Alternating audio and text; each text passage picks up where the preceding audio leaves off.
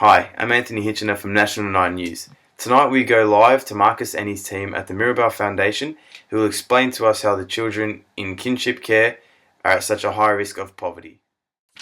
Hey guys, how are we going? I'm Marcus and I'm going to talk about the Mirabel Foundation and children in kinship care, and then the others will follow on afterwards with further information about the issue. The Mirabel Foundation was founded in 1998 and is the only organisation in Australia focusing on children who have been abandoned due to parental drug use. Generally, these children are placed in kinship care, but they may also be placed in foster care.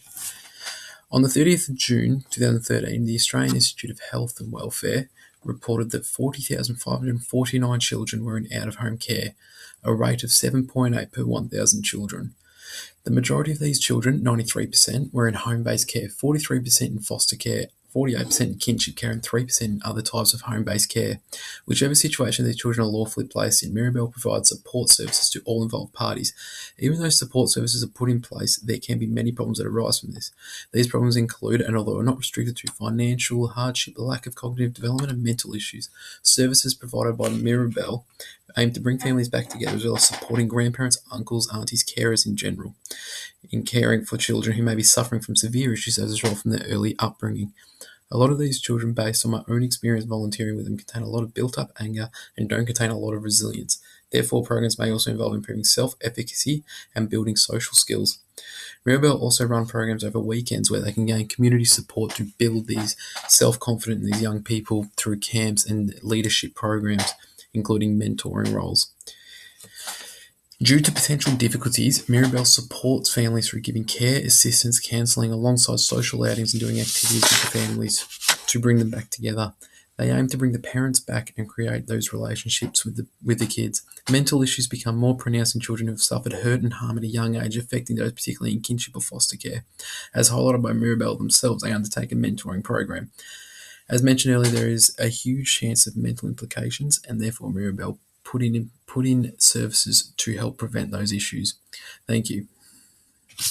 So, Madison and Tara, how does this group suffer from inequality and poverty? Yeah, that's a great question. Kinship care usually results in children going into the care of their elderly grandparents who have little or no financial or social support.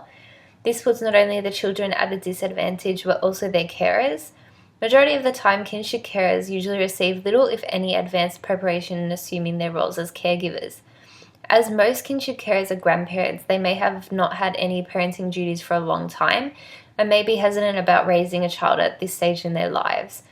The children's grandparents may not have been able to prepare mentally, let alone have the adequate space, furniture, or other child necessities. This puts the carers at a disadvantage, as those who are non-kin foster parents would have had much more preparation, as they have made the decision to care for another. Evidence has shown that inequality and poverty play a significant part in the daily lives of both the kinship carers and the children they care for. An audit undertaken in Victoria found that 52% of kinship carers were over 50 years of age, 47% were on income support, and 38% were single. The older age of the kinship carer is further emphasised by the fact that a large percentage are grandparents who look after their grandchildren. Data from the ABS revealed that in 2003, 47% of grandparents caring for grandchildren were single, and of these, 93% were women. The process of becoming kinship carers is through various avenues via the family court, child welfare system, or voluntary arrangements. Kinship carers are likely to encounter legal issues such as obtaining the child's birth certificate, which can be costly and timely. They also experience extreme financial difficulties due to the increase in household expenditure that are associated with caring for the child. For example, medical bills, legal fees, and day-to-day requirements. Okay, great. And Tara, your view? The children that are placed in kinship care face a disadvantage based on the fact that their parents had drug addiction problems, and then they've got no parents in a supportive home environment anymore. The children that are placed in kinship care due to parental drug abuse are said to be one of the most vulnerable groups of children in our society. They struggle with understanding why they can no longer live with their parents, abandonment issues, and exclusion. Children in kinship care are often placed in the care of grandparents, and they generally face the issue of being raised by older parents. The children in kinship care are then raised by an older generation of parents that then later on require looking after themselves.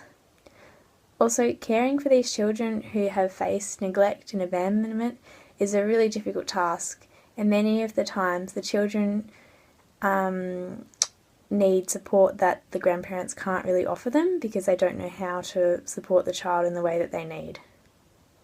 Children in kinship care are usually at a financial disadvantage as they don't qualify for any welfare payments. This can put stress on the carers to earn money to raise the children, and a lot of the time the children will still not get all the same privileges and experiences as a child that isn't in kinship care. The children that are in kinship care already feel different from the other kids at their schools and community just because they don't have a mum and a dad like everybody else. This can affect their feelings of self-esteem and their ability to make friendships. The ability to make and develop friendships and relationships is a very important skill, and children that are at a disadvantage struggle with this, and it can also affect them a lot later on as well. If children are feeling left out and isolated at school, they are less likely to attend regularly, and this can impact on their education and future prospects. The education can also be affected if they aren't supported at home and there isn't enough emphasis placed on the importance of education at their home. Thanks, Tara. Next we have Manel and Zacharina talking about the experiences and impacts of inequality and poverty on this group. Impact those in kinship care. The purpose of kinship care is to protect children who are not safe in their homes, abused, neglected, or for any reason need to be removed from their parents. But we can see that these children do still suffer from the impacts of poverty and inequality even after they have moved into kinship care. A study conducted by Gender Network found that children in kinship care are typically more likely to live in poor households and to be cared for by caregivers who are old, single, unemployed, and not high school graduates, which puts the child at a greater risk of being disadvantaged. Numerous studies have found that teens receive less support, which includes financial assistance, access to fewer services, and less contact with child welfare workers than foster family parents receive. Children in kinship care are more likely to experience inadequate primary care that includes less immunizations, poor vision, hearing, and dental care as a result of not having regular checks, which creates other challenges that are difficult for kids to overcome. They generally experience limited access to resources in regards to education, health services such as mental health services. Therefore, children fall victim to poor health and a reduced quality of life in comparison to others. While all children in foster are vulnerable to a disproportionate number of illnesses, children in kinship care experience unique hardship that requires increased monitoring and assistance to ensure healthy development. Thanks, Manel. And Zacharina? Poverty and inequality. As Manal has stated, children in kinship care do face health issues as a result of their situations. However, another important aspect of their lives that is affected is their education. Now, there are many reasons that can account for this, such as lack of resources, so money, if they have any difficult family situations, or if there's any abuse going on. Their caregivers also play a large role in this as well and have a large impact. Their environment, as well as their personal characteristics, also come into play.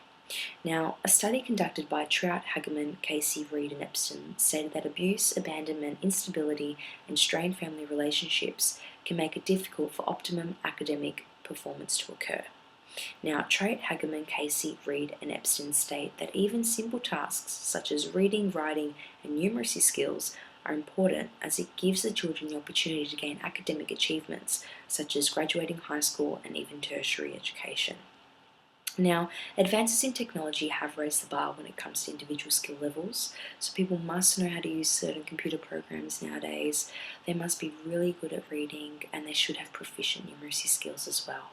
Now, these new standards are the exact reason why it is vital that children, especially those from disadvantaged families such as kinship care, need to receive the educational support that they require. Now, when educational achievements are not met, it impacts the future prospects for these children, such as their employment. Now, that would place these children in further economic disadvantage or on the way through adulthood as well. So, not only is academic performance at school impacted, but behaviour is also affected.